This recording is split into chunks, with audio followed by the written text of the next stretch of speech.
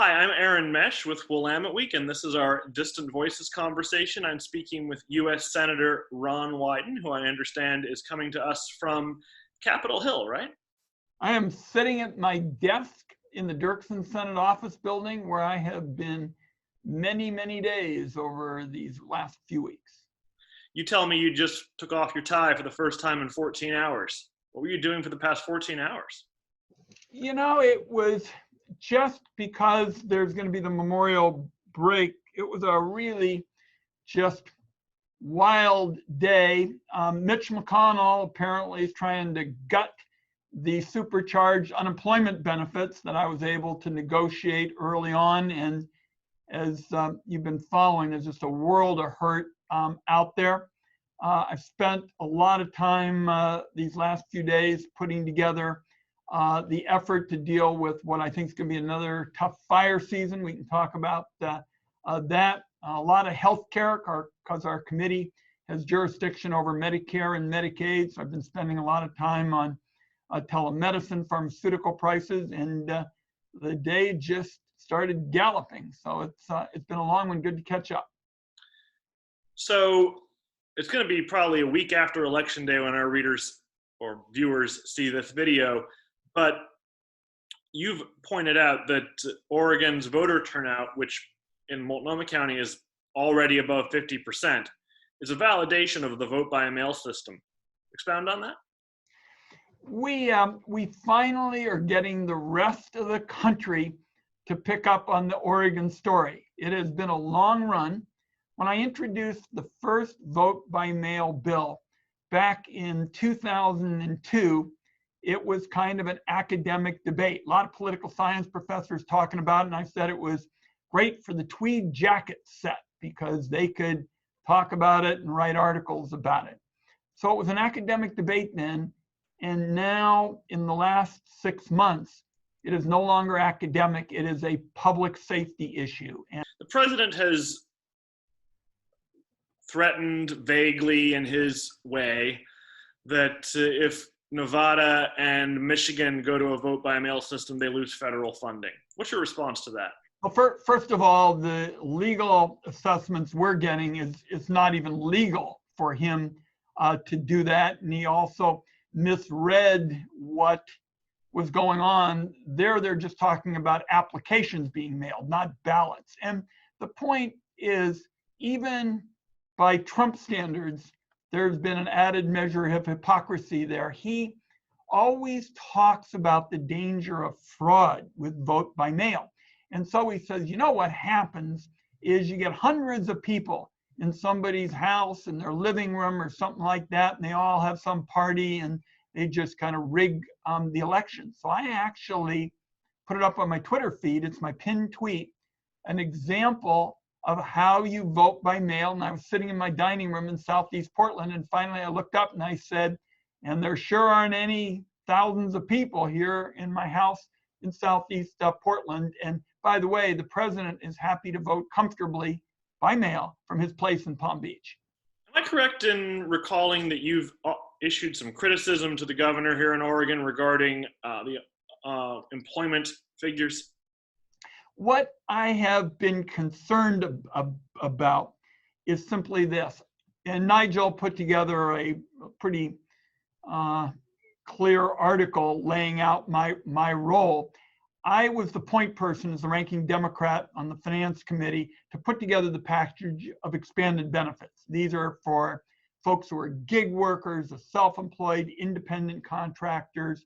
And I wanted to make sure that we had a boost for workers. And I negotiated with Steve Mnuchin, the Treasury Secretary, to get $600 more per week, each week for 4 months.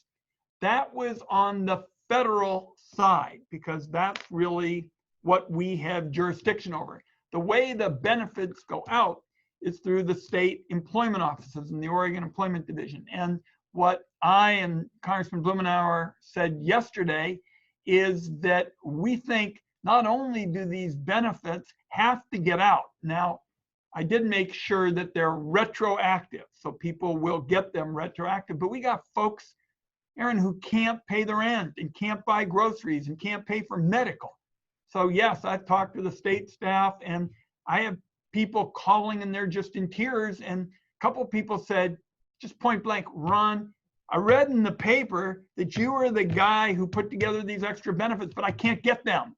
And so, yes, Congressman Blumenauer, who's on the Ways and Means Committee, I'm on the Finance Committee, have led an effort to try to get the Employment Division to speed this up.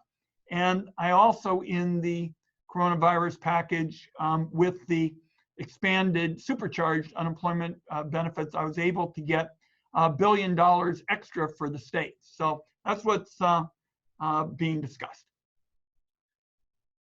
You're concerned about fire season this year. Worse, you think? Based on what I'm hearing, we're looking at a very tough fire season. And what you have is a connection of a pandemic with a big fire season. And so it's possible they could do a lot of this firefighting from airplanes, is what you're saying. Correct, but not all of it.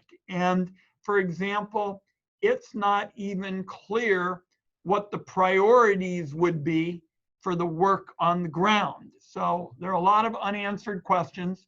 And I led this effort with 10 Western senators. We can make that available to the paper. But apropos of what do you do in connection with the disease, in terms of training, in follow-up, I mean, everything is going to be different, as we have seen in so much of our lives. For example, I mentioned the forest camps, which is really a part of tradition in Oregon. In the West, you have all these young people who work a hard day. They kind of, at the end of the day, go get a great meal, good food that essentially eat cafeteria style. That's not going to happen anymore. Now you're going to get a bag with MREs or something like that. You're going to sit, a good distance away from the friend that you were fighting fire with. It's going to be very different, like so much of our life today.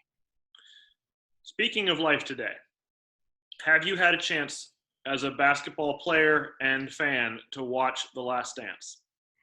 I've watched a good chunk of it.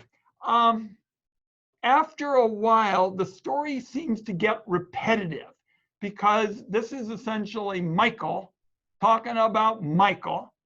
And we have 2 or 3 kind of key parts. A, he's really competitive. Well, we knew that.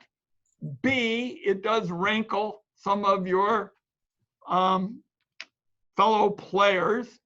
And C, there's going to be some back and forth, like we see Horace Grant saying this is not what happened and the like. So as we made our way to essentially chapter 10, it was getting a little repetitive, but I've seen a decent chunk of it. How many degrees of separation are you from Michael Jordan? I'm quite a few. Did you ever play against anybody who played against him?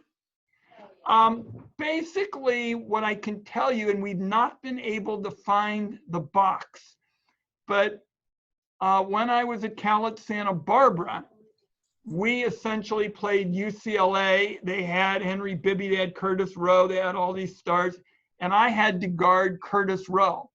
And to the best of my memory, and again, we do not have a box, so this cannot be used as a confirmable bit of basketball lore by Willamette Week. I believe Curtis Rowe got 51 points that night. I, on the other hand, believe that I got 17 points that night, which caused me at one point to tell my coach later in life, it was only a net loss of like 34. And he said something along the lines of, Curtis Rowe was not known for defense.